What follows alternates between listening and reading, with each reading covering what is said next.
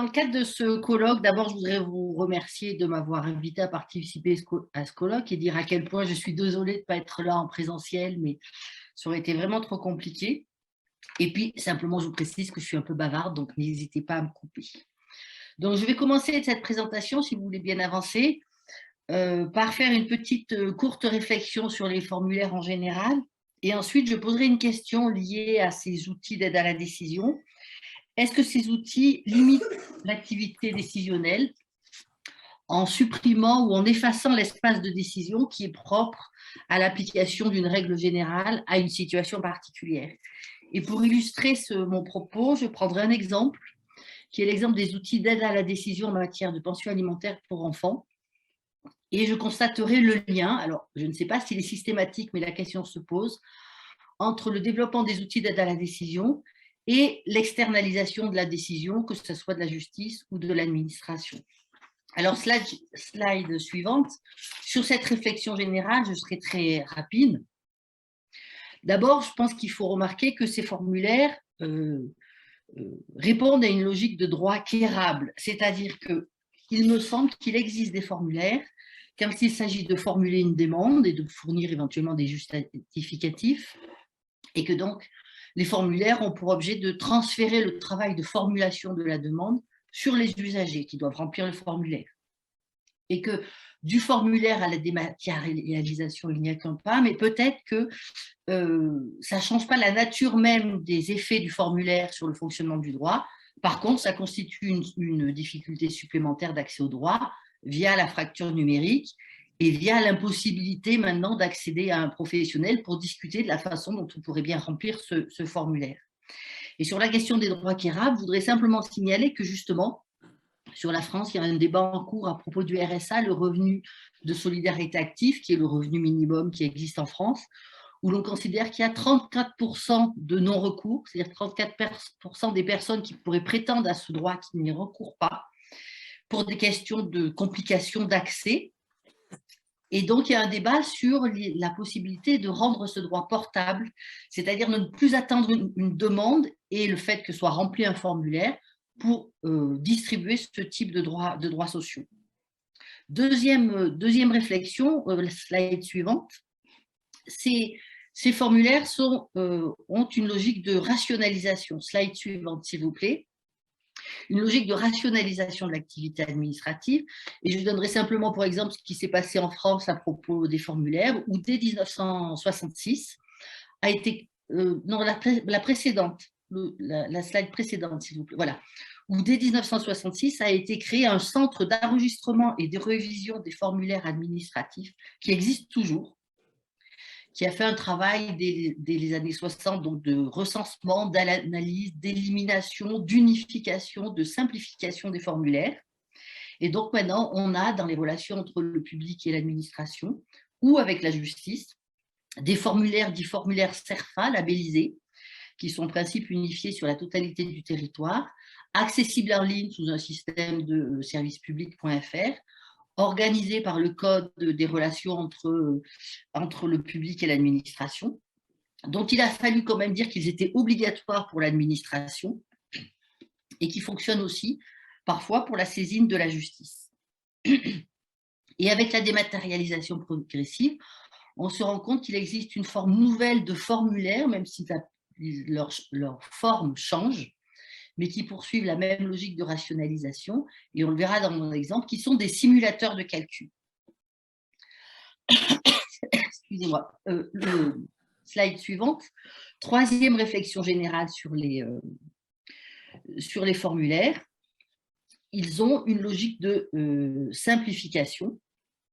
Alors, la question, c'est de savoir si c'est une logique de simplification des démarches dans l'intérêt des usagers ou une logique de simplification du processus décisionnel et qui donc est une simplification dans l'intérêt des autorités décisionnelles. Alors cette question, je la laisse en suspens, mais vous verrez que dans l'exemple que je vais vous donner, il semblerait que ça soit plutôt un intérêt de l'autorité décisionnelle. Alors par la suite, je vais un petit peu ne pas distinguer très explicitement formulaire et outils d'aide à la décision, ce qui mérite, c'est une distinction qui sans doute mériterait d'être creusée. mais simplement parce que dans la catégorie outils d'aide à la décision, je remarquerai que dans les deux cas, les auteurs de ces outils, formulaires ou autres outils, doivent résoudre des questions d'interprétation de la règle de droit, dont ils prétendent favoriser l'application par l'utilisation de ces formulaires, et que de la même façon, pardon, les auteurs de ces formulaires doivent anticiper des questions de qualification des situations de fait, et donc ça constitue une forme de réduction du réel, puisque quand on remplit un formulaire, il faut rentrer dans les cases. D'où ma question, est-ce que ces outils d'aide à la décision, y compris les formulaires, limitent l'activité décisionnelle en supprimant en quelque sorte l'espace de décision, que ce soit lié à la qualification ou lié à l'interprétation, qui sont inhérents à l'application d'une règle générale à une situation particulière. Et pour répondre à cette question, slide suivant, je vais reprendre un exemple, une évolution qui me semble remarquable, qui est l'exemple des outils d'aide à la décision dans le domaine des pensions alimentaires pour enfants, où on est passé en 6 étapes à de la libre appréciation du juge à un montant parfois prédéterminé de la pension alimentaire pour enfants qu'on appelle, c'est le sigle CEEE, la contribution à l'entretien et à l'éducation des enfants. Alors l'étape 1, c'est le code civil, une règle légale très générale qui nous dit, article 371-2, chacun des parents contribue à l'entretien et à l'éducation à proportion de ses ressources, de celles de l'autre parent, ainsi que des besoins de l'enfant. Et ça s'adresse au juge qui est saisi pour fixer un montant de pension alimentaire. Et à partir de ce texte, on a une jurisprudence assez fournie de la Cour de cassation, qui est la juridiction supérieure compétente pour ce type de contentieux, qui nous dit que si on doit tenir compte des prestations sociales ou des prestations familiales dans les ressources des parents pour calculer leurs revenus, qui nous dit que quand on calcule les besoins, quand on apprécie les besoins de l'enfant, on ne tient pas compte du patrimoine qu'ils auraient reçu de leurs grands-parents, qui nous a dit un temps que cette contribution ne cessait pas à l'âge de 18 ans à la majorité, mais maintenant c'est écrit dans la loi, et qui nous a dit surtout en 2013 que le juge ne pouvait pas décider d'une pension alimentaire au seul regard d'un barème, mais devait faire une appréciation in concreto de la situation.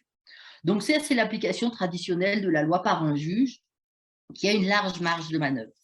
Et puis, étape suivante, slide suivante, un barème a été créé pour aider les magistrats à fixer le montant des pensions alimentaires. Alors, pas seulement les magistrats, bien entendu, il s'agissait aussi de le mettre à disposition des avocats et des parties. Et ce document s'est accompagné d'une réflexion, notamment avec des juristes et des économistes et des magistrats. Et donc, il est accompagné d'une note explicative qui explique de façon assez développée comment on a fait pour déterminer les frais d'entretien de l'enfant à partir de la notion de coût de l'enfant, quelles sont la place des revenus du nouveau conjoint quand il y a remariage ou reconcubinage de l'un des parents débiteurs ou créanciers de la pension. Alors, je pourrais multiplier les exemples. Comment on répartit le coût de l'enfant entre les parents séparés, notamment en fonction du temps de garde de chacun des parents. Ou encore, c'est le troisième alinéa de mon slide, comment on définit les ressources prises en considération, les ressources des parents prises en considération pour évaluer leur contribution à l'entretien de l'enfant après leur séparation. Donc, c'est une note explicative qui doit faire 20 ou 30 pages, qui est assez explicitée, qui est assez précise, et qui donne donc toutes les indications qui ont été faites sur les interprétations qui ont été faites par le groupe de travail pour aboutir à ces résultats, et qui donne des indications sur les questions de qualification, des ressources utiles, des enfants dits à charge pour calculer le montant de la pension, etc. L'étape 3 de ce processus, ça a été, slide suivante, ça a été la publication. Alors là, j'ai fait très simple, hein, la publication de ce barème sous forme de circulaire, mais une circulaire qui n'a pas été publiée au sens large, qui simplement a été diffusée auprès des chefs de juridiction. Et cette circulaire, c'est déjà un résumé de la note explicative. Elle est plus brève que la note explicative. Et elle nous rentre moins dans le détail de l'ensemble des raisonnements qui ont été faits au moment de la rédaction de ce barème. Étape suivante, étape 4, ce qui a été publié par le ministère de la Justice, c'est ce que vous voyez là, qui est en fait le résultat du travail de fabrication d'un barème, donc avec une note explicative de plus de 20 ou 30 pages, et puis ce tableau qui est une sorte de résumé dans lequel on voit simplement les ressources du parent débiteur, le nombre d'enfants pour lesquels il doit verser une pension alimentaire, et en fonction des temps de garde, le pourcentage de ces ressources qui vont être affectées au paiement de son pension alimentaire. Et là, on voit la réduction extraordinaire qui fait que ce qui est publié en ligne, c'est seulement ce tableau, sans aucune explication supplémentaire. Et l'enquête qui a été faite il y a quelques années autour de l'usage des barèmes par les magistrats montrait que ce barème était beaucoup utilisé, mais qu'en revanche, les magistrats l'utilisaient avec un certain nombre de réticences qui étaient liées à une mauvaise connaissance des conditions de fabrication de cet outil. C'était l'étape 4. Étape 5, on réduit encore. Le ministère de la Justice a transformé ce barème sous forme de simulateur qui est accessible en ligne sur le site du ministère de la Justice. Où là, on voit qu'il faut simplement remplir trois montants, les revenus mensuels du débiteur, l'amplitude du droit de visite et le nombre d'enfants à charge, et le simulateur sort en montant. Donc, les explications, là, ont complètement disparu. Encore que les petits points d'interrogation qui sont à côté des cellules du simulateur donnent quelques explications que ne donnait pas le tableau de l'étape 4. En tout cas, toutes les questions d'interprétation de la règle ont disparu et il reste quelques questions liées à la qualification des situations, quel revenu on prend en considération, comment on qualifie le droit de visite et quel est le nombre d'enfants dits à charge pour calculer le montant de la pension. Étape suivante, que j'ai qualifiée d'étape 5 bis, parce qu'il y a un autre simulateur disponible, celui-là non pas sur le site du ministère de la Justice, mais sur le site des caisses d'allocation familiale, qui sont des organismes de sécurité sociale qui versent des prestations familiales. Alors, il y a un problème politique qui fait que les deux simulateurs ne sont pas exactement les mêmes et n'aboutissent pas au même montant, ce qui est en soi une difficulté. Mais au-delà de ça, vous voyez que sur celui-ci, on peut lire, d'après les informations que vous avez saisies, le montant minimum de la pension alimentaire que vous pouvez fixer est de tel montant. Or, ici, donc, on n'a plus d'explication d'interprétation. On a les mêmes types d'interprétation, de qualification des situations. Par contre, cette fois, le montant de la pension alimentaire apparaît comme un minimum en application du barème. Alors, pourquoi ça apparaît comme un minimum? Parce qu'on le verra tout à l'heure, les directeurs de ces organismes de sécurité sociale ont reçu la possibilité de rendre exécutoires les conventions des parents, à condition que le montant fixé par les parents soit au moins égal au montant fixé par ce barème présenté sous forme de simulateur. Donc, voilà ces différentes étapes. Et donc, on arrive à ce que j'ai appelé étape 6, mais c'est avec un point d'interrogation, slide suivant, qui est une évolution parallèle à cette évolution, qui est le retrait du juge. Donc, les outils à destination des parents, ce sont un formulaire CERFA de saisine du juge, plus une note explicative, puisqu'on peut saisir le JAF en matière de pension alimentaire sans avocat, en dehors d'une procédure de divorce. Donc, un formulaire de saisine du juge, plus une note explicative qui renvoie au simulateur que je vous ai montré. Et puis, par ailleurs, un modèle de convention d'accord entre les parents sur le montant de la pension alimentaire, donc une convention privée, mais un modèle proposé par les caisses d'allocation familiale, donc les organismes de sécurité sociale, avec des explications qui renvoient au deuxième simulateur que je vous ai montré. Et donc ça, c'est sur une période de 10 ans qu'on a cette évolution extrêmement rapide. Et dans le même temps, on a une externalisation croissante de la décision. C'est la suite de l'article 373-2-2 du Code civil dont je vous ai montré le début tout à l'heure, où on nous dit maintenant, les modalités et les garanties de cette pension alimentaire sont fixées par, et là on nous donne la liste des décisions exécutoires qui fixent le montant de la pension alimentaire. Alors le premièrement et le deuxièmement, ce sont des façons classiques de fixer la pension alimentaire en ayant un titre exécutoire. C'est une décision judiciaire ou une homologation par le juge d'une convention des parties. si ce n'est, donc c'est assez classique, si ce n'est que pour ces deux façons de travailler, on a eu depuis le début des années 2000 une extension extrêmement importante de la place de la médiation. Donc depuis 2002, le juge peut proposer une médiation, mais il peut même imposer aux parties de rencontrer un médiateur avant d'avoir à fixer la pension alimentaire. Et puis 2016, on a une loi qui prévoit une médiation préalable et obligatoire, qui est pour le moment expérimentale, et l'expérimentation doit se terminer en 2022. Donc déjà pour les situations les plus classiques, on a une part de plus en plus importante de la médiation. Le petit 4, je le laisse de côté, un acte authentique reçu par un notaire, parce que c'est extrêmement classique, mais c'est aussi extrêmement rare. Par contre, je reviens sur le troisièmement, cinquièmement et sixièmement, qui ont évolué très rapidement. Le troisièmement, c'est un divorce par consentement mutuel sans juge, qui a été introduit dans la loi française en 2016, donc qui permet de divorcer par accord des parties, à condition d'avoir 2 avocats, et c'est enregistré par un notaire. Et donc là, on aura un acte authentique, un acte exécutoire, notamment sur la question de la pension alimentaire. Le petit 5, c'est une convention rendue exécutoire par un organisme débiteur de sécurité sociale dont je vous parlais tout à l'heure à partir du barème. Ça, c'était en 2019. Et puis le petit 6, un accord contresigné par les avocats des parties rendu exécutoire par le greffe.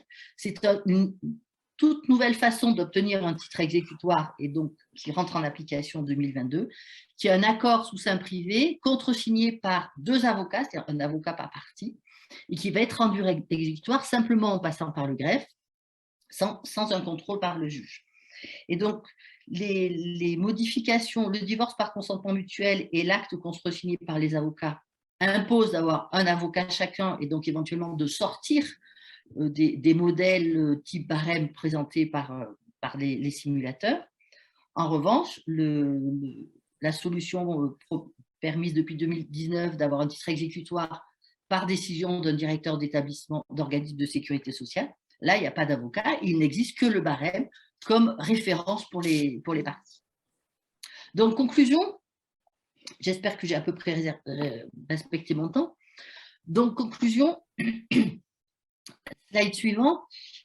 Certes, les formulaires facilitent l'externalisation du travail bureaucratique et ils renvoient aux capacités individuelles des publics ou des parties qui doivent être capables de remplir ce type de formulaire, difficulté à laquelle s'ajoute la fracture numérique.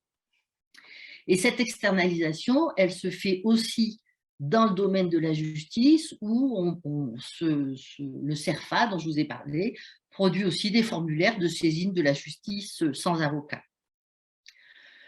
Ce faisant, les formulaires renversent en quelque sorte la responsabilité décisionnelle s'agissant de la qualification, c'est-à-dire qu'il faut absolument rentrer dans les cases, et donc les personnes qui remplissent ces formulaires vont être obligées de prendre des décisions qui auront des conséquences juridiques, sans forcément savoir qu'elles auront des conséquences juridiques. Et peut-être c'est le plus important, les formulaires limitent la visibilité des espaces de décision, en tout cas pour les moins informés, c'est-à-dire ceux qui vont utiliser un formulaire sans avoir de conseil, en particulier sans avoir d'avocat, parce que ça efface la lutte pour le sens, c'est-à-dire que ça efface les questions d'interprétation qui pourraient être soulevées à l'occasion de l'application d'une règle. Ces questions sont pré-réglées dans la construction du formulaire et elles ne sont plus visibles quand on remplit un formulaire et quand on ne passe pas par un juriste pour soulever ces questions. Et puis, elles effacent aussi les possibles divergences de la qualification des faits. Je reviens sur la notion d'enfant à charge ou la question des revenus. Les informations qui sont données aux usagers qui vont remplir son formulaire sont extrêmement succinctes. Et donc, la question de savoir si cet enfant va être pris en considération pour le calcul de la pension alimentaire ou pas devient assez transparente. Et donc, peut-être que ça a aussi pour objectif, en tout cas pour effet, sinon pour objectif, de supprimer les oppositions d'intérêt, d'éviter la naissance du différend, puisque les différends tournent autour des questions d'interprétation et tournent autour des questions de qualification, et donc de favoriser la disparition d'un tiers pour trancher le conflit. Et en tout cas, pour la France, on est exactement dans cette perspective où tout est fait pour éviter le juge, pour faire des économies de juge. Donc, je ne sais pas si les formulaires sont un ami ou un ennemi du droit, mais en tout cas, il me semble bien que c'est une façon de simplifier le travail, non pas des usagers, mais des autorités décisionnelles. Je vous remercie pour votre attention.